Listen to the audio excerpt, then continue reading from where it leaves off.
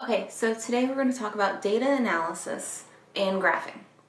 Now, again, data, if you remember from the last video, is information collected from an experiment which can be analyzed and used to draw conclusions or to figure something out. And there's 3 steps when you are dealing with data going from raw data to the graph. Step 1 is collecting your data, right? Getting all those numbers that we don't want to look at by themselves. Then we take those numbers and we analyze them using either Excel numbers or a scientific calculator. And then we have our results and then we can graph our data into a meaningful picture that hopefully reveals trends for us to see and maybe make predictions using. So step 1, getting your raw data. Now when you get all those numbers, there's 2 things you want to be careful of for a good science experiment. You want to make sure first that your data is unbiased. Now what that means is that the data you gather and the individuals you gather them from represent as much of the true population as possible. So that means that you're not just sampling guys, you're not just sampling girls, you're not just sampling one race or ethnicity or religion, you're getting everybody because we want a real true picture of the human population. Second standard is to be sufficient in how many data points you get, how many people you measure, how many trials you run. And so we want that because the more data you have, the more data points, the more reliable your results are going to be. When in doubt, start with 30 samples. That is a good standard to start with for statistical analysis. So getting into that analysis, the first thing you're going to do with your data is you're going to get the average or the mean. Now, an average or mean is simply when you take your data points for a certain treatment, you add up the numbers and you divide that sum by how many data points you had. So if we're looking at the heights of 16-year-old males, I've got 5 data points. That's not enough. But just for math purposes, we're only going to use 5, but you should have at least 30.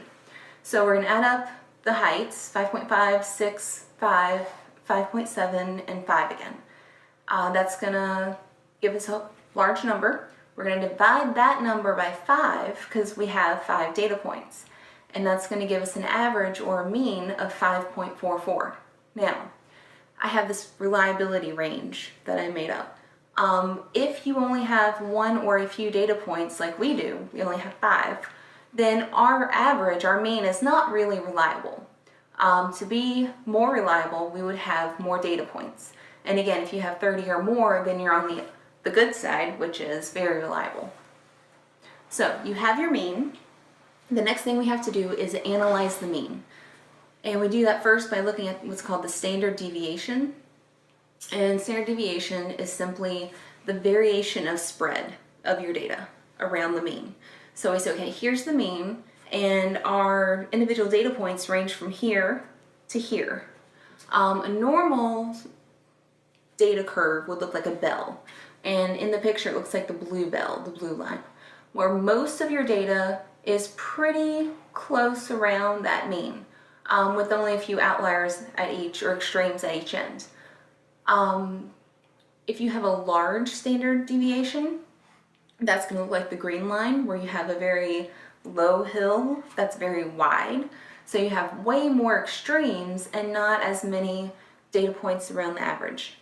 And the other possibility is that you have a small standard deviation, and that's going to look like the red graph, where you have a very tall peak with very narrow sides. In that case, you're going to have very, very few outliers. Everybody's kind of around the mean. So you can measure how good you were at sampling, because again, a good sample should give you about a blue curve, the normal. And we do need this number, the standard deviation, so we can calculate what we're getting to, which is the standard error bar, which is going to give you another nice picture. So to get the standard error bars, well, why we want it? We want it because this is how we're going to know if our average is reliable. Another way we can know. So we want to know how precise our average is to the larger population. In this case, this is going to be our sample population. So if you have what's called a short standard error bar, your mean is reliable. It means that you said the average is here, the error is somewhere to here, That's pretty close. So the real mean in your population is somewhere in here. Now, if you have a large standard error bar, pretend it goes from here to here, here's the average you calculated, here's the upper of your bar, here's the lower. That's a really big range of where your average actually is. That's not good. We want to be pretty precise in our measurements. And once you graph these, when you look at them, you'll have your average bars, like you do in the picture with the blue bars, and your two I bars, which are standard error bars. If they could be moved along the horizontal and they overlap, that means that those two averages are not really different. They're the same. Now, if those two I bars can be moved across and they don't overlap, that means that your averages are truly different. And that's going to be very helpful when you analyze a graph. Okay, so how do we calculate this without losing our minds? Again, you can do this in Excel, you can do this in numbers, or you can do this with a scientific calculator. I'm going to show you the formulas for doing it in Excel and in numbers. So, we open a new Excel sheet. In our column A, we put our data. In this case, I have my raw data for 16-year-old heights. And I have the same numbers as before, 5 data points. The next column, I'm going to figure out my average of these numbers. Now, when you put an equal sign in an Excel cell, that says, hey, you're going to do math for me, so listen up. And then once you put in that formula, the formula goes away. So I have it written above, and then I have the result down below. So the code is equal sign, the word average, all caps, open parenthesis, and then your cell range. So in this case, we're going to use column A, second row, all the way through column A, sixth row for my data. Close parentheses, press enter, it will give you the number 5.44, which we already knew, but now you know how to make the computer do it for you. So we have that mean. We're going to analyze and get our standard deviation. Again, empty cell, enter the equal sign, put in capital ST, DEV, open parentheses, put in the same data range, A2 to A6. If you have more data, which you should, it'll be a larger range. Close parentheses. Press enter, it'll give you a number. Here we get 0.439317, blah, blah, blah. We're going to round to the nearest, the second decimal place. So we'll use 0.44. And so again, our spread of data is small, and that's because if we look at our raw data, it ranges from 5 to 6, and it doesn't really go much past that. So this standard deviation is going to say of our data set, those numbers have a small spread, but that doesn't tell us whether it's true of the population at large, right? But we know it's not because it's only a sample size of 5, and it should be 30. So now we're analyzing just our little bit of data that we got. So finally we get our standard error. And for this, I couldn't figure out how to do in Excel, so just use a calculator, and you can go online and do Science Calculator and plug this in. So you take your standard deviation, which is in column C, 0.44, and you divide that number by the square root of our sample size, which is 5. So if you do that, you end up with 0.197. And so what that means is if you take your average, which is our 5.44, the standard error is going to be anywhere from 0.197 above to 0.197 below. And that's going to be the true range of where the actual mean is. And then you can plug in those data into your graph and create your error bar and see how accurate your averages are for your data set. Now, when you make me a graph, and we make anyone a graph, it needs a few things. Give it a descriptive title so that anyone who looks at it knows what they're looking at. Usually keep it 4 to 8 words. In the example, you're looking at scores by team per season. And we can pretend this is basketball. This can be NC State in red, Duke in blue, and ECU in purple, right? And we're using multiple data sets, so we have to have what's called a key. So we know who is State, who is Duke, who is ECU. You don't always need that, only when you have multiple data sets. The other thing that you always do have to have is a label for your y-axis. Remember, that's your dependent variable. In this case, this is the point scored. You also need to label your x-axis, which is going to be your independent variable. In this case, it's the seasons, year seasons we looked at. If you don't include one or more of those, for me, you'll get points off. So remember those.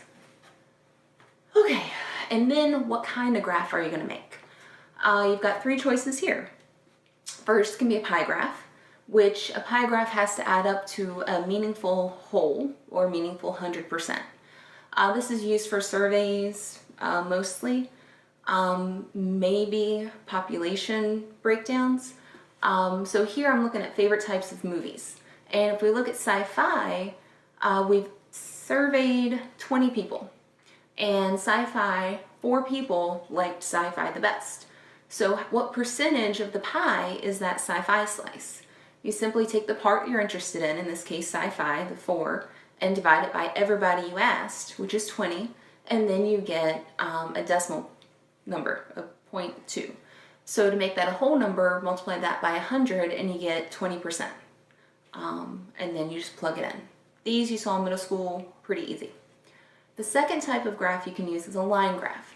Now a line graph is going to be used when you want to show a relationship over time, where you know that even though you have a data point here and then another one here, in the time that you didn't sample, you know what happened, that the data is continuous over time. And if data is not continuous over time, you probably shouldn't use this type of graph. So again, here we have points connected indicating a constant predictable change over time. Temperature, time of heating over increase in temperature, that's pretty steady. The second graph is Wonka bar sales. And so this was a school that did chocolate bar sales over class periods. And they have their standard error bars, so you can compare class period to class period and see that first and second period didn't have any real difference because their standard error bars, if you could move them, would overlap. However, first period to seventh period, their standard error bars and data points, if you could move them over, don't overlap, so they're different. They're mathematically different averages. And then of course your third choice in graphs is bar graph. A bar graph is going to be used to compare information not connected by time. Here we have favorite fruits by students. And there's a problem with this. There's two versions of this data, same data, but the lower graph is made to look more impressive than the top. And the way they do this is they change the scale. Excuse me, the top graph goes up by 20s, the bottom graph goes up by 10. And so be careful of someone trying to make their data look more impressive than it is by changing the scale, because a lot of people can be tricked by that if they just glance at a graph. And that's why it's important to put in those standard error bars, because no matter how much you change that scale, if you have those standard error bars, you can say, hey, these are different, or that's not different. And so it's sort of a safe measure when you're presenting data. Okay, I know this was a lot. I hope this helps. You had practice with the Ladybird data analysis set, and you only had to graph the averages. I want you to use the tactics that I've given you. Go back and graph or calculate the standard deviation and standard error bars. Put those standard error bars back into your graph for 10 points extra credit. And if you're following along but you're not part of my class, I'll try and post that worksheet so you can practice too and see what I'm talking about. And I really hope this helps you guys to understand how to read, interpret, and handle data, because it is really important, especially when you become an adult citizen and people throw data at you all the time. It's important to know how to read it and when and how to call BS when you see it. So have a good one, and thanks for watching.